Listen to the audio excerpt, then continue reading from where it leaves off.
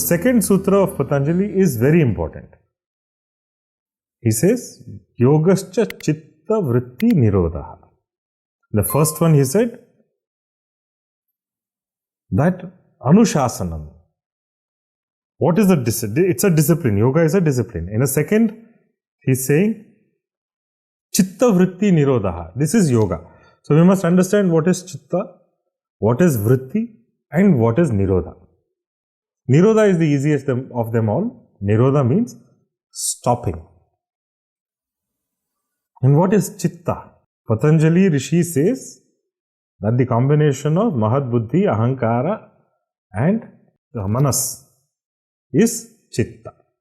So these chittas undergo modifications because they get caught up in the triguna, in the sattva, rajas and tamas. And these vrittis, modifications keep changing from one to another like that of a wind. If you are in a very windy place, you will notice that every moment the wind changes. And things get blown away. If you look at a small leaf, it has no control. It just keeps swaying from here to there. So he says, your chitta becomes like that helpless leaf blowing about in the wind. Okay. Then he introduces a concept. Like I said in the earlier session, that it has 4 padas. The first one is called Samadhi pada, where he starts introducing extra concepts that were not found in Sankhya. He says he uses the basic elements, the 24, 25 elements of Sankhya, and then he says there is a bhumi of chitta or state of mind. It's not a literal translation, but I am guessing that most of you can understand when I say state of mind. Okay? Because of the intermingling of sattva, rajas and tamas, this bhumi is created. There are 5 types of bhumi or 5 types of mind. I think it's very important for Trinath to understand, according to Veda, there are 5 types of minds. Okay? The first is called Kshipta. Kshipta mind is a Rajasic mind. It is correlated to that of a monkey. It's a monkey mind. It keeps jumping from one thought to another thought. It's chaotic. It is very fickle. It is possessed by Manava. Manava, who is like a man. Because man is just a potential. There is no such thing as a human being according to Veda, Tantra and all these internal sciences. Because man can become God, but man can also drop down and become an animal. Okay? Which we will see in further sessions. So, Kshipta mind. The second one is called Mudha. Mudha means a dull or lazy type of mind. It is called the buffalo or the donkey mind. It is full of tamas. Rakshasas possess it. Rakshasas are dark beings. They just want happiness at all costs. These are the ones who engage in bodily pleasure. Drinking, eating, sleeping with women. Just, fulfilling only the basic requirements of life. If you go and if you try to educate them, if you tell them, no, listen, like Gandhiji did, don't drink, they will kill you. Because for them, that immediate pleasure is more important than long-term benefits. So here, in Kshipta and Mudha kind of mind, Patanjali Rishi says, these two are yoga brashta. They cannot be taken into the yoga fold. In fact, for mudhas, he says, they are like cockroaches. You take a cockroach out of a sewer, out of a dirty sewer, and it will start, panicking for life. If you put it back into the sewer, it will live. It will thrive. So these dull people, mudha people with the mindset of mudha are like cockroaches. They cannot survive under light. They are dark beings. This is all according to Patanjali Rishi, okay? And we will understand how these concepts have evolved in every darshana. Okay? Then the third type of mindset is called vikshipta. This is a partially focused mind. It has a combination of rajas and sattva. The devas, the devagana, Indradi deva, they are believed to possess this. It is likened to a butterfly mind. It is a very chanchal, it is a very active mind. It still has a lot of vrittis, it has a lot of modification, but it uses its modification for good. It says, okay, let me do some research, let me find out why people are suffering, why people have, headaches, or why people have, stomach problems. Let me cure. But it is always thinking, like a typical modern professor is depicted in movies, who's forgetful of everything else except his work. His work is important because he's doing something for the benefit of others. But he is absent-minded in all other things. That sort of a mind is called vikshipta.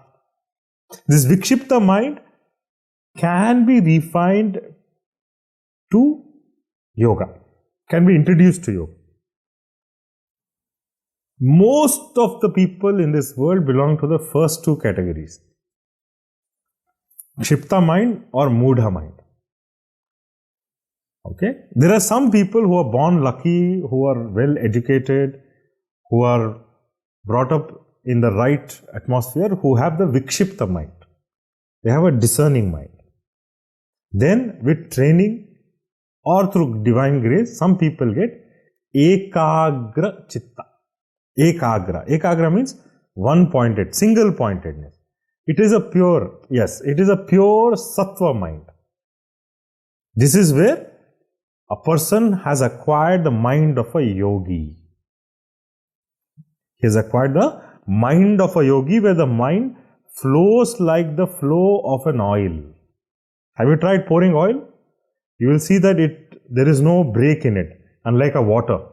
A water flow is broken. But ekagra mind, ekagra chitta, one pointed mind will flow like oil. Then the niruddha, the last type of mind is the niruddha mind, who is fully absorbed in the self. It is transcendental. A person who has reached the niruddha mind reaches the state of Shiva or Adi Yogi, whatever you want to call it, where the person has transcended the idea of a self. He is connected to everything that his human senses allow him to. For example, there is only a certain distance your ears can hear. There is only a certain distance your eyes can see clearly. There is only certain space in which the vibration can be felt. Or a certain distance your nose can pick up smell, isn't it? So, in that surrounding, the yogi becomes one. Because there is a higher state of mind also. Okay. I remember when I was meditating in a cave at about 13,500 feet, one day a snow leopard came in. And I had gone beyond the ekagrata. The niruddha stage had come. And there was oneness with that leopard. The leopard didn't mind me, I didn't mind the leopard. Came into the cave. It sat there. It groomed itself, and it went off. There was no thought, just a oneness of feeling that you and I are part of this existence. Or it is even wrong to say you and I. There was no thought. For all, I could have been a stone, or the leopard could have been just in my imagination. But it wasn't, I'm just saying. So, that kind of oneness happens. You start feeling all the elements, the mahabhutas, the tanmatras, your senses are dissolved into them, they are dissolved into your senses. There is no ahankara, there is no manas, there is only mahat. Just an awareness. So, people who are vikshipta can be encouraged to have ekagrita and can be encouraged to become nirodha. Okay, these are the 5 bhumis. So, people who are here, they must ask this question, they must find out on which bhumi they are playing. Are you playing cricket on a cricket ground? Or are you trying to play football in a cricket match? Then it will not make any sense. So, for every bhumi, for every state of mind, different techniques are prescribed. First, we must discover where we stand. Okay? So, how do we get out of this? The next question, obvious question is, how do we, because he's saying chitta vritti nirodha. Now we have understood what is chitta and we have understood what are vrittis. So, how do we stop this? He says, purify your chitta. If you go back to pure chitta and if you understand that it is prakriti who is playing and who is dancing and you're just the watcher, the witness, the sakshi, that's it. But saying is easy. How? How do we do this? He says there are 2 very, very important qualities that one must develop. One is abhyasa, which means practice. The other one is vairagya. Vairagya means dispassion, detachment. Most scholars say renunciation. That is wrong. Patanjali Rishi is not saying give up everything, go into a jungle, sit in a cave. You can do all that. But he is not asking you to run away from your responsibilities. He is saying be dispassionate about whatever you are engaged in. That means, does that mean that I should not have passion? No. What it means is don't be attached to the fruit. Don't be attached to the concept that I am doing everything. Padma Patra Mimamsa. How should a yogi be? A yogi should be like the water on a lotus leaf. It is neither attached nor detached. A very famous, Kannada scholar, Sanskrit scholar from Karnataka, Bannanje Govindacharya, who also taught me some Atharva Veda, says how this should be described, Vairagya should be described as attached detachment or detached attachment. I like both the words. Okay? So, okay, great. Now you said that modifications of mind is happening. How do we identify what are the types of mind? Because I told you, Patanjali Rishi is a precise mathematician kind of a yogi. Unlike Tantra or unlike Hatha yogis, everything he marks. He makes a table. Now he divides vrittis also into 5, panchavrittis. He says there are 5 types of modifications of mind. What is that? One, he says pramana, which we already saw in Sankhya. Direct or sensory perception is the same as Sankhya. Pratyaksha, Anumana and Shabdha. Again, Anumana, we have discussed all this, so there's no point going into it detail, but he's saying one type of modification is what we are able to see or what we are able to hear. And in that, even Anumana is there, which is a guesstimation. Yatra yatra dumaha tatra tatra vannihi. We have spoken about all that. Okay? The second type of vritti, he says, viparyaya. Viparyaya means wrong knowledge or opposite of cognition. And the classic example that is given here is Rajju Sarpa. Rajju Sarpa is you look at a rope, but you think it's a snake and you get scared. Or you look at nacre and you think that it is silver. You know, you get, because you are superimposing something on something else. This is viparyaya, superimposition or opposite cognition. See, here we are looking at the vrittis of the mind. You must understand the difference between the Vedanta darshanas, which talk about, you know, Rajju Sarpa, like Advaitis, and Patanjali is, here Patanjali is talking about the mind. He's saying the mind is understanding wrong things. In the first one, it is understanding things the way they are. In the second one, Viparyaya, he's saying the mind is cognizing the opposite of what it should be. The third, he says, Vikalpa. Vikalpa is, you can say, illusion. Illusion which is prompted by some words. He's very specific about it. You know, somebody says, you know, when I was telling you the story about the leopard and in the cave in the Himalayas, many of you might have imagined it. Now that is Vikalpa. But that is also vritti.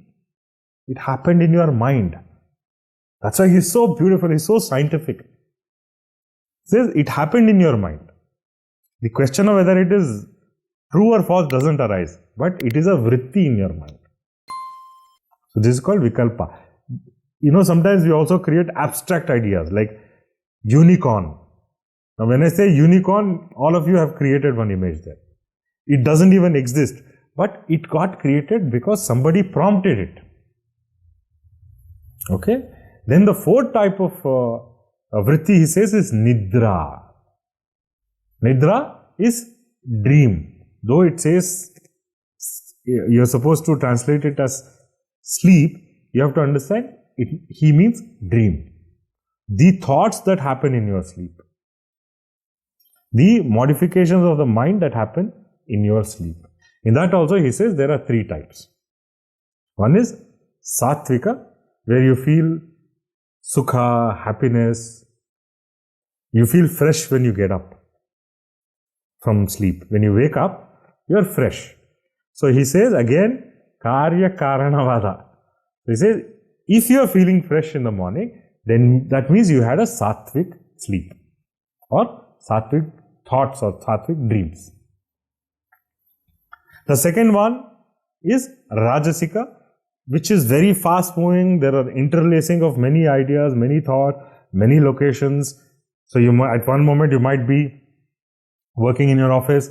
Second moment you might be transported to some other city. Third moment you might find yourself floating in space because you watched a space movie. Fourth moment you might be riding a giraffe. I don't know. I mean, I'm just giving you a very funny picture here. Now, it is very fantastic. Phantasmagorical dreams. But what is the end result? You feel tired. They're not nightmares, but you didn't have a good sleep. You're feeling restless when you wake up. The third one is tamasika, and Patanjali Rishi says most of these tamasika dreams cannot be remembered. But the whole day you are tired. You are not in a good mood. You are jittery. You just want the day to get over. These are also modifications of the vritti. And the fourth one, he says, smriti. Smriti means memory. Memory of the past. An experience that you remember. 99% of all your problems occur because of smriti. I don't like my boss because every time I go there, he has bad things to say. He pulls my leg. He doesn't encourage me. He did it 3 or 4 times, but you're carrying the memory. You've already made up your mind. And again, smriti, Patanjali Rishi says, is of 2 types. One is klishta and the second one is aklishta. Klishta is that which give you pain. Memories which give you pain. Aklishta is memories that give you, obviously if there is no pain, then happiness. But we don't tend to remember good things. Aklishta memories we don't carry. So, one of the things that a yogi can do or should do is to even not remember anything, but even if he does remember, he should remember aklishta memories. Now, these 5 vrittis create something called klesha, which means they create some sort of a unwanted wastage of the mind. See, everything in nature, you will see, everything in the nature has its opposite. If there is light, there is darkness. If there is intake, there is some wastage. If you eat, you have to excrete. Just as the vrittis of the mind get created, there are some mala. Mala means wastage or things that we don't want. They are called klesha. Kleshas mean poison or affliction. They are also caused.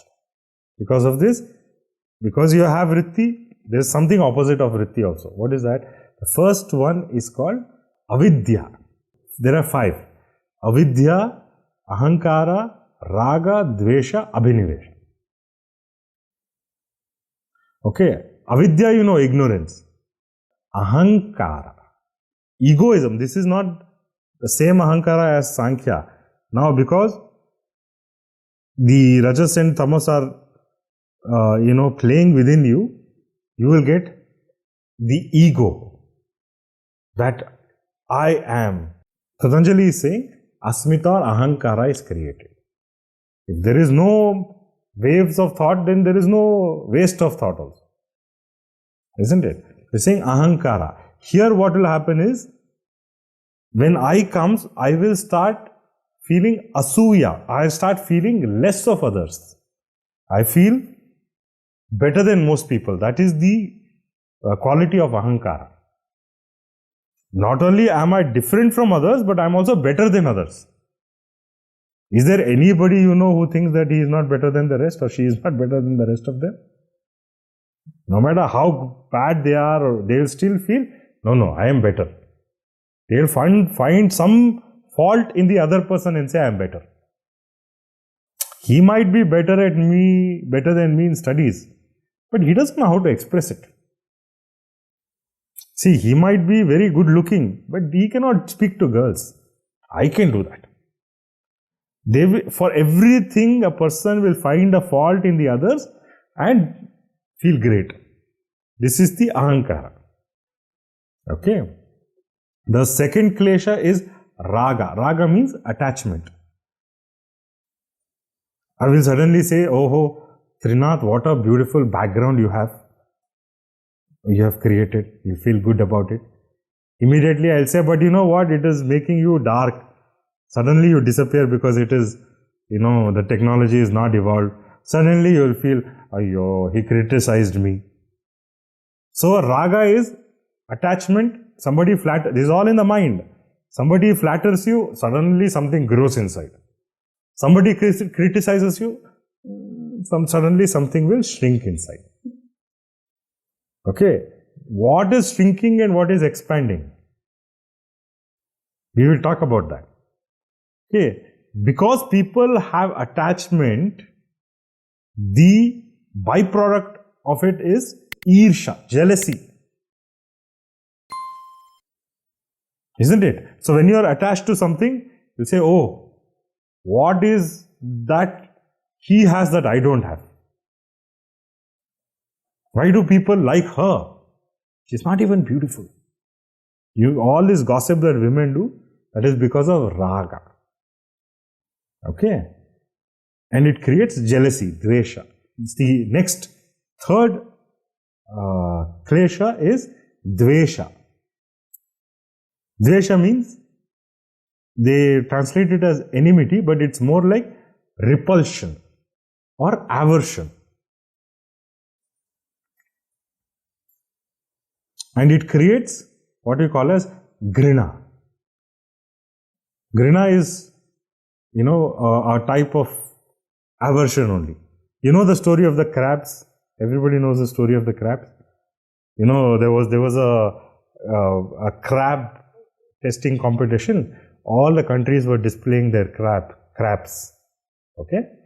And they had put all the crabs in a glass jar and covered it with another glass jar and made holes so they can breathe. Okay, so the judges came, Chinese crabs, they saw US crabs, all that. They came to Indian pavilion. In the Indian pavilion, they had put them in an open, big vessel, and it was open. They said, wow, they are so well trained. I mean, have you managed, they were wondering, has India managed to domesticate crabs? They say, how? What is this magic? Says, no, sir, no. Every time a crab tries to climb up, another crab will pull its leg. Okay? This is because of dvesha, of grina. See, all these humor actually reflects the societal value. In India, it is very difficult to come up because everybody is pulling your leg. Because there are so many of us. Dvesha. Okay? Repulsive. The fourth one is called abhinivesha. Abhinivesha is the fear of death or the phobia of death. Call it fear is, and extreme desire to live. Both together. One, it has phobia. At the same time, it has desire to live. So these kind of people, the byproduct is called, they are called Hades. Hedaha, which means they will go to any extent to save their skin. That could mean putting another person into jeopardy. Putting another person's, they will escape because they want to live. But somebody else might get caught and they might even be killed. So the question arises, what do we do with this klesha? They are cowards, then they are not just cowards, because in Patanjali's context, what he is saying is, these things might not be visible to others. See, you must understand, all this is happening inside the mind. He might be very cunning. Nobody might even understand that abhinivesha is happening inside a person. He might be integrated. Let me tell you the story of Mankutimma. Mankutimma is a Natha, yogi. I keep telling his stories. So Mankutimma meditated, became a big guru. He gathered a lot of followers. And one day he realized that he's going to die in the next 2 days. Then he called his favorite shishya and said, come here. He says, listen, I want to get rid of this, cycle of birth and life and reincarnation. I want moksha. I will be born in the south direction, 120 kilometers from here, in a village called Pandigrama. I will be born as a piglet. I'll be born as a piglet and I'll have black spots on my skin. You have to come there exactly 90 days from today, take a big stone, crush on my head, and I will have moksha. Okay. And the shishya says, yes, okay, Guruji. Promptly, Mankutimma dies on the day he has forecasted. And 90 days later, the favorite Shishya has reached this village, Pandigrama. And then he goes around searching for all the piglets, and he sees one piglet with all the markings that the Guru has said. He says, Guruji! He says, oh, Bandi Diya, have you come? Yes, I have come, Guruji. Takes a stone to throw on his head. He says, wait. He is rolling in the ditch water, in the muck. He says, wait. Let me live this one life. Don't end it. This is avidya. To get stuck in everything that you see around us and not to realize that all this is the game of prakriti. When purusha starts intermingling with prakriti and starts believing that it is him who is involved, who is part of it, this is called avidya. All the others, asmita or ahankara, raga, dvesha, abhinivesha, all that comes because of avidya only. So here, all the religions of the world, at least of India, have made all their dogma or have made all their rituals to get rid of this avidya. You know, once Buddha used to go to this, I shouldn't be using the word, but a prostitute called Sujata. You know, for Chaturmasa, every day he used to go there. So his Shishya said, Buddha, great Guru you are, and you are going into a dancing girl, into a prostitute's house. He says, where else should you preach dharma? Only to those places which are dark should you light a lamp. What is the point of holding a lamp in broad daylight? So, the darkest people who are suffering from avidya, asmita, raga, dvesha, abhinivesha, these are the people who need the light of yoga, who need the light of knowledge. So, everything that is designed is for the pamara, is designed for the person who is going into darkness.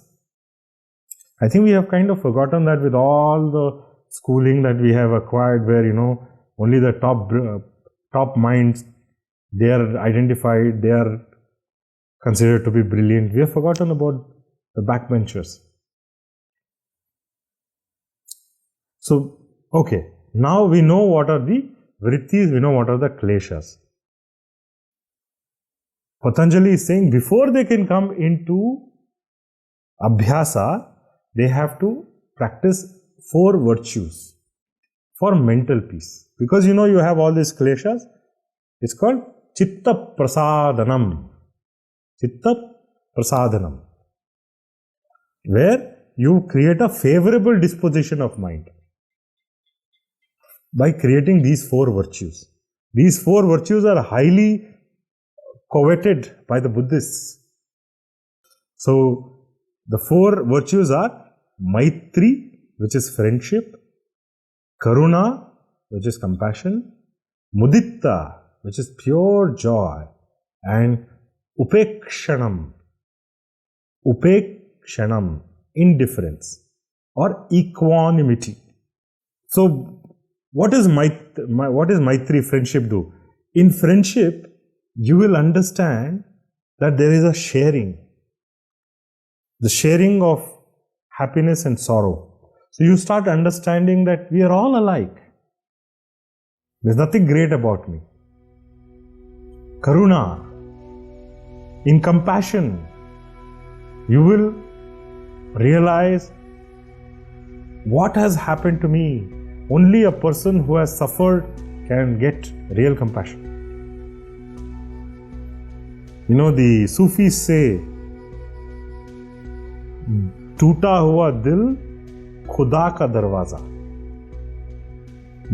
God or divinity enters through the cracks in your broken heart.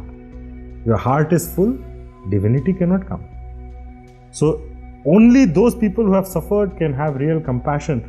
What has happened to me should not happen to anybody else. That is compassion.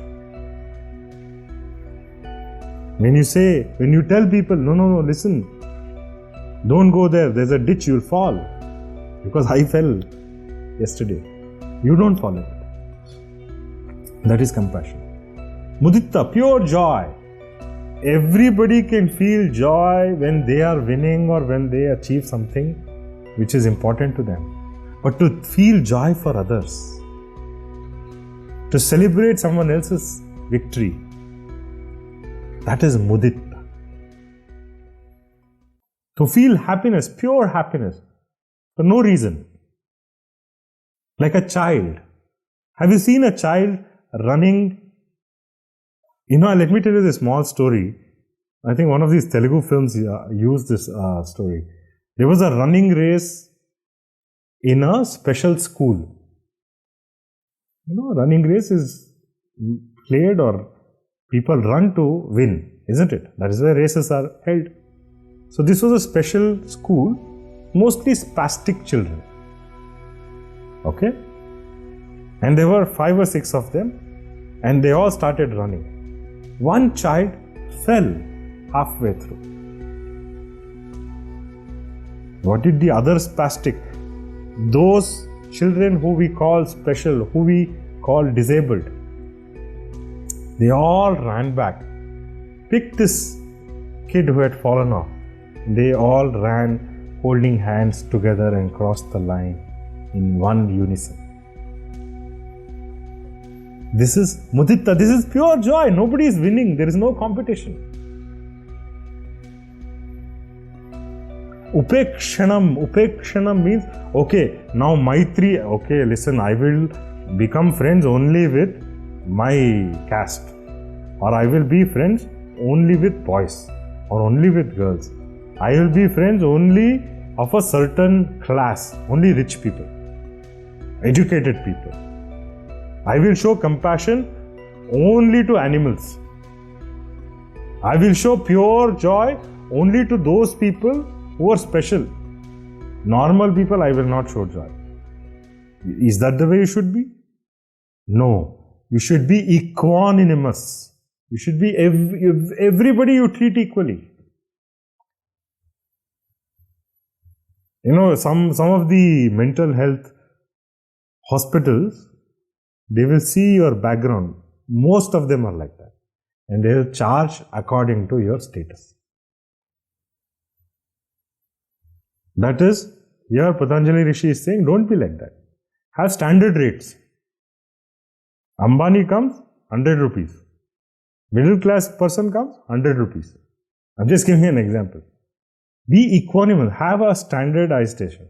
So, you look at the whole world without any bias. Now, if you have these 4 virtues, then you can enter the door of yoga. Like Jesus used to say, he was so equanimous, he said, spread my message to the entire world. In one hand, carry education, and in another, medicine. That is how Christianity became. He said, be indifferent, be equal to everybody. Spread my message. Tell them how compassionate I am. I will take all their sins, dukkha. In one hand, take education. In one hand, take medicine. Okay. Now that he has explained these, shall we quickly see what it was? One was chitta prasadanam, one was klesha, one was vritti, one was bhumi. These are new concepts that we have introduced, isn't it? Bhumi, state of mind, then vrittis, 5 vrittis, 5 kleshas, right? And what are the virtues that you must develop? With this, Patanjali finishes the first pada.